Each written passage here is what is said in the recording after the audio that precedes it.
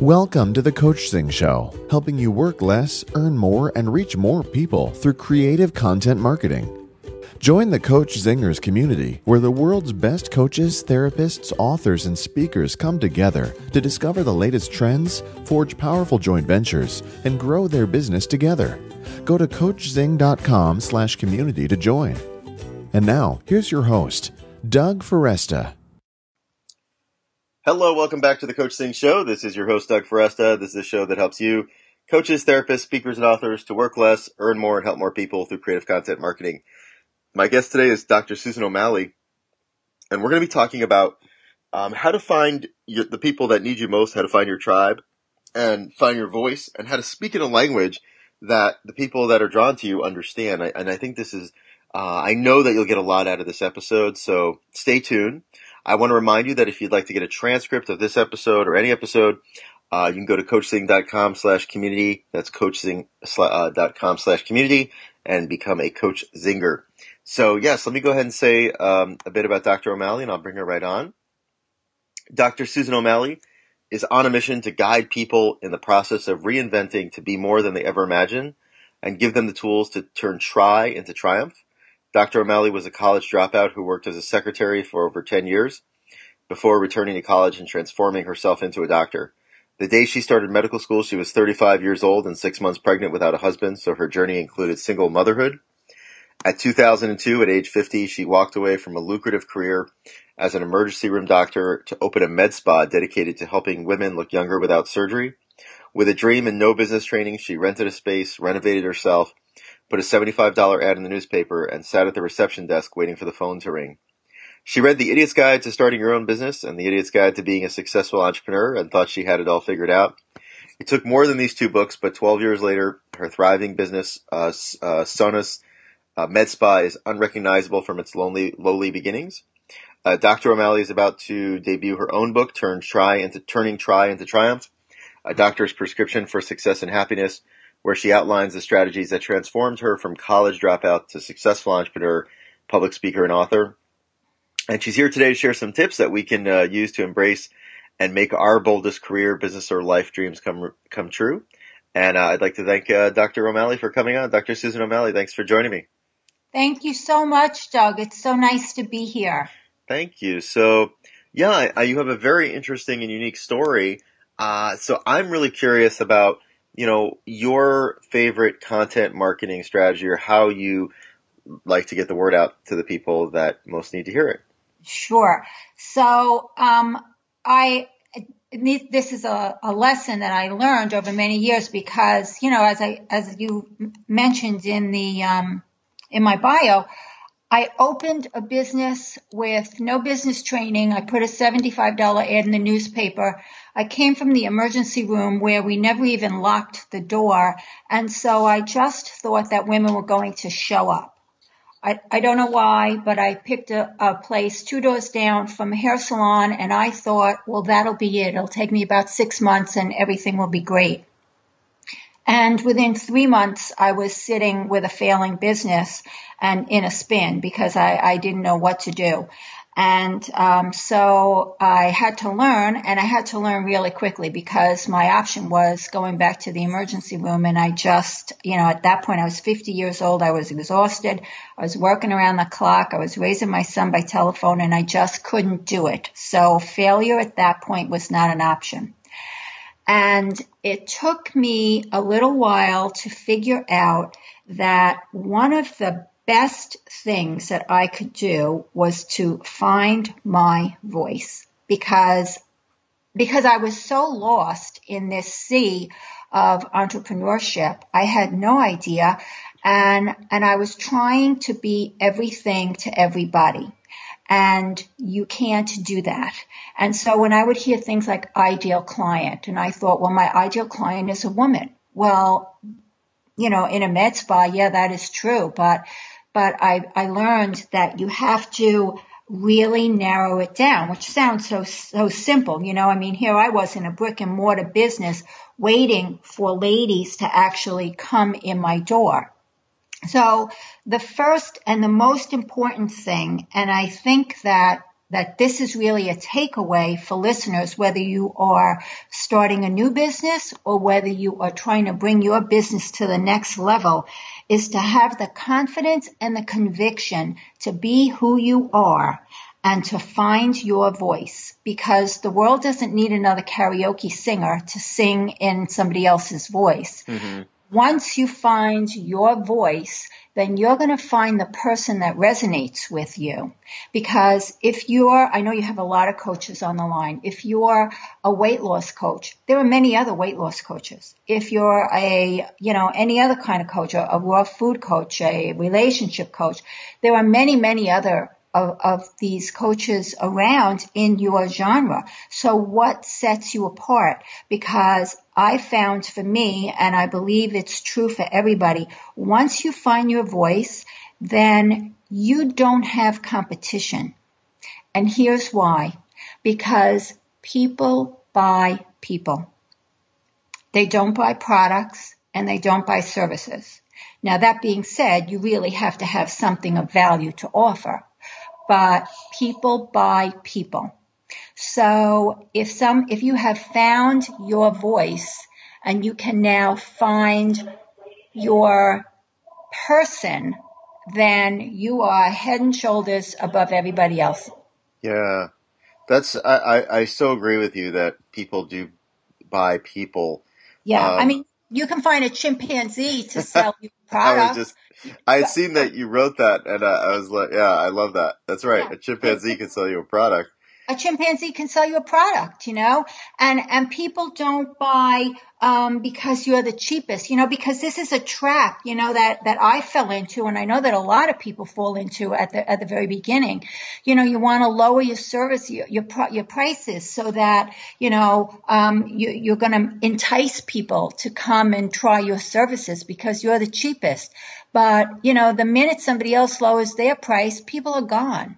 Because if they're not loyal to you because you resonate with them, then they're not loyal to you. Well, I'm really curious about, I know you said, once you found your voice, things really clicked. Do you have some tips for listeners about how they can find their voice? Or I'm just curious for yourself, how did you find your voice? It took me a long time. It took me many mistakes and a long time. So it's not something that just, that was overnight. Now, and especially for me now, and I'm sure that there are people on the line that can relate to this. Right now, I basically have two different businesses. I have my med spa business, which is a brick and mortar business where my ideal client is a woman between 50 and 70 years old. I also have my speaking business that's tied into my book that will be out soon. That is a more of an internet, unless I'm showing up to speak, it's more of an internet-driven business. So my voice is different in those two businesses. For my Sonus Med Spa business, my lady, because she's between 50 and 70 years old, that lady isn't on Facebook. That lady isn't tweeting. So I have a very small following on Facebook, and I don't tweet. But that woman really enjoys hearing from me, whether that be in a newsletter or that be from the stage or from doing a little, thing at my spa. That woman enjoys a personal connection with me. So I've learned over the years that to send out the newsletter, not just to send out a newsletter, we're having a special on this or we're, doing that, right. but a personal letter where I really share personal information. My husband and I did this, my son is doing this one, here are pictures of my grandchildren, and so on and so on. So that I've actually had people who signed up for the newsletter, didn't come to see me for months, but walked in the door and said, I feel like I know you, because I share so much personal information. So it's about making a connection. And that helped me find my voice here in the spa.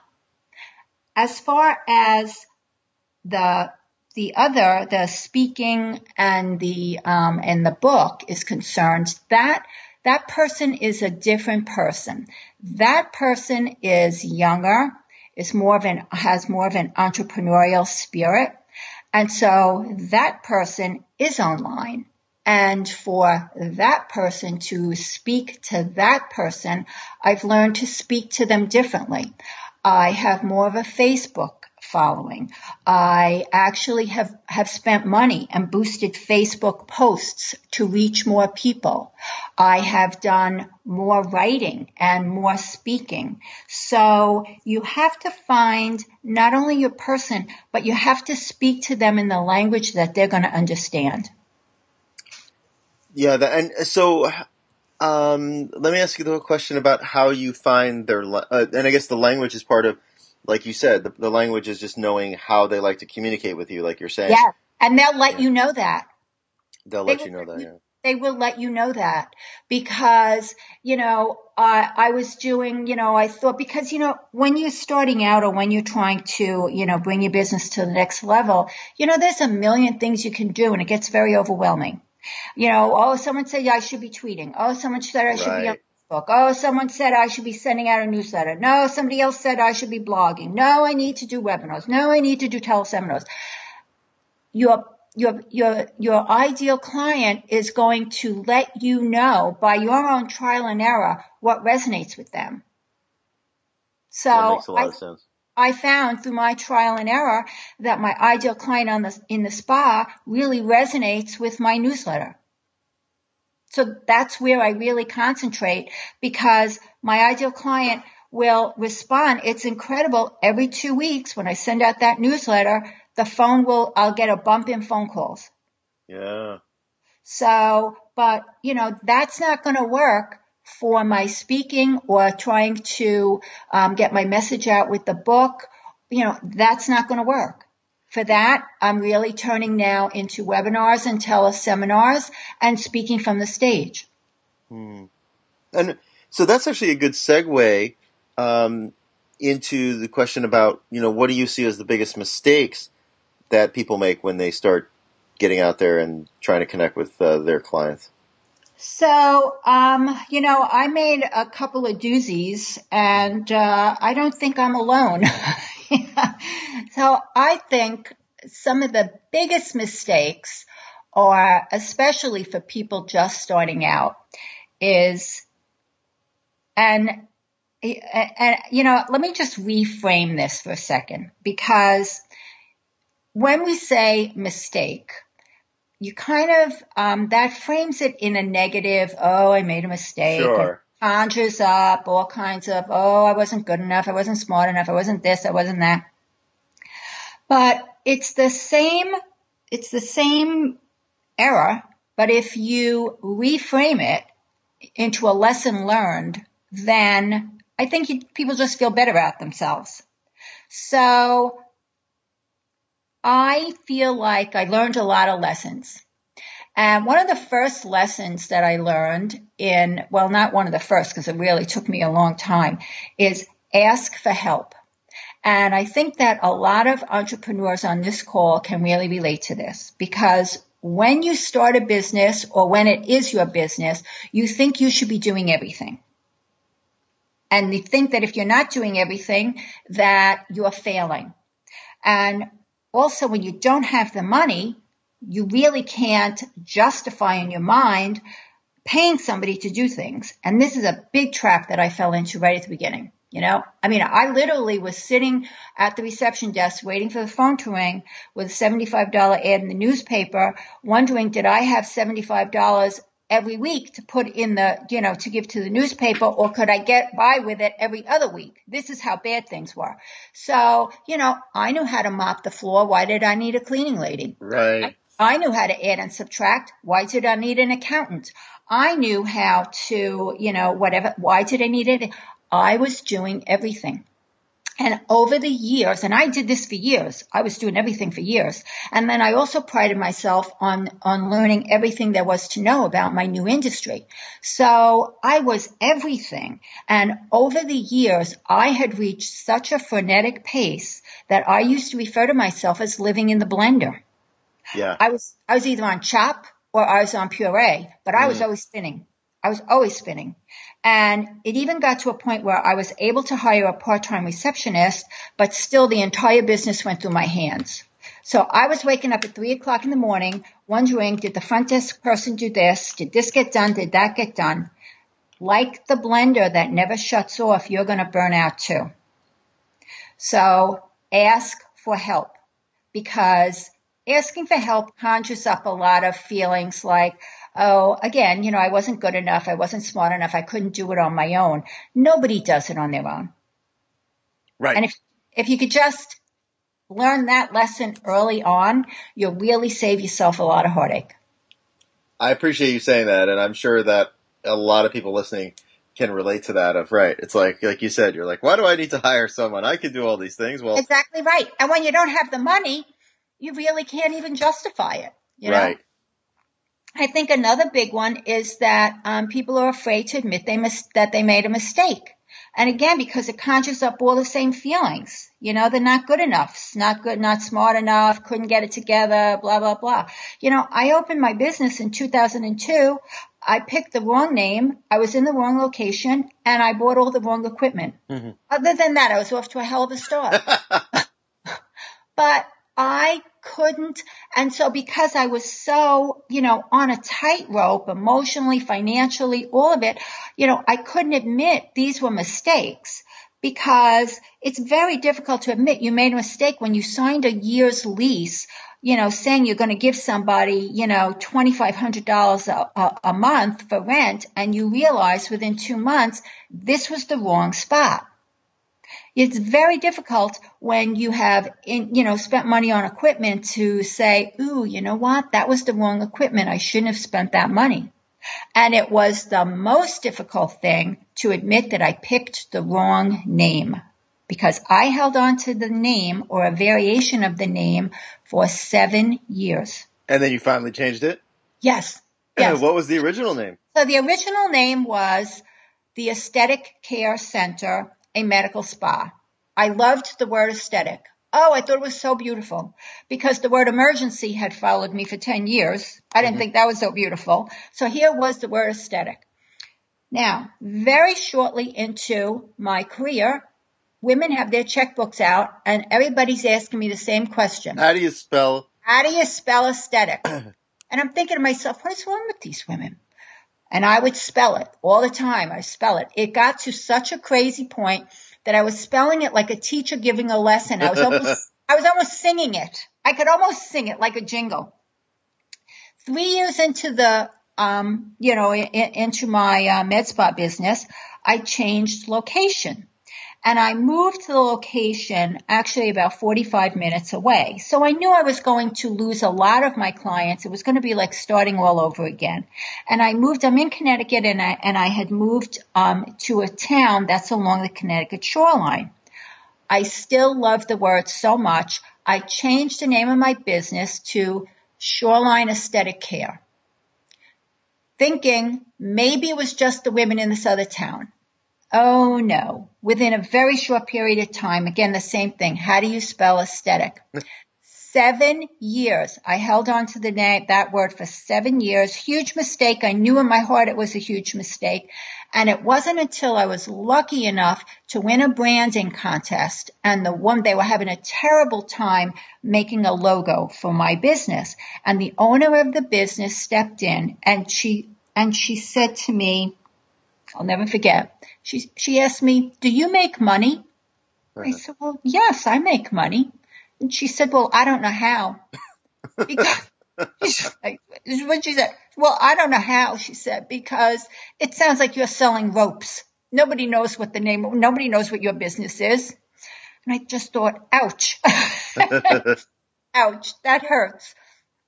So I did a Google search, because it's a Google world, and now I looked at med spas across the country, and I found out that what they all have in common is they're all one word. Nobody is 3 words, and it all says med spa or medical spa, which was, a part of the branding that I had gotten rid of. And when my husband came across the word Sonus, which is the Gaelic word for happiness, I knew right away that was my name. Yeah. That was it. But it took me 7 years. But So listening, but eventually it was like, that's the part about listening to our clients, right? And taking that feedback. that's exactly right. Because they were telling me for 7 years that you picked the wrong name, but I couldn't hear it. Yep. Yeah. Yeah.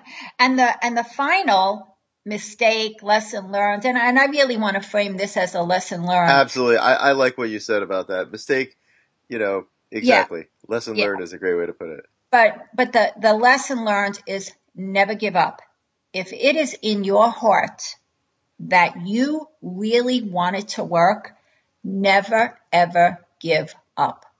Because you don't know what's coming tomorrow. You don't know what's around the next bend. It sounds so cliche-ish, but, I'll give you just a little example.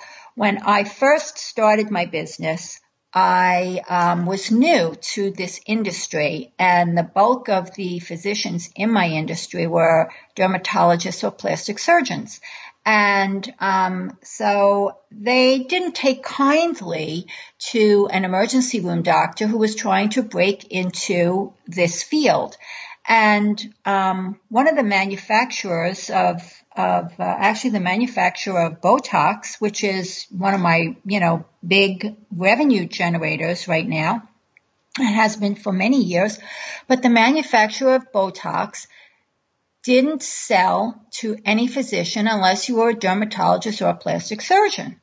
Now imagine my surprise when the first time I call the manufacturer and they say, I just started this business and I would like to, offer this service to my people. And very lovely girl at the other end of the phone asked, well, doctor, are you a dermatologist? Well, no, I'm not. Are you a plastic surgeon? Well, no, I'm not. Well, I'm sorry, but we can't sell you the product. And I was like, well, what do you mean you can't sell me the product? Well, this was the rule. And this went on, Doug, for 3 years. Oh my gosh. For 3 years, once a month, because I knew how important having this service was to my business, to the success of my business. I knew it. And for 3 years, once a month, I picked up the phone and made the same phone call. Hi, this is Dr. O'Malley. I'd like to blah, blah, blah. Oh, doctor, are you this? Are you that? No, I'm not. And then one day I broke through the wall and somebody said to me, oh, here, do you want to call this other number and you want to ask for the rep in your area? And I could not believe it. It was like I was in an alternate universe. I was now sitting there after 3 years of once a month phone calls, writing down the name of the rep in my area, making that phone call. And within days, I was all set up. Where would I be today had I given up at the 2-year mark? I would not have a business. Yeah, thank you for that. That's a great.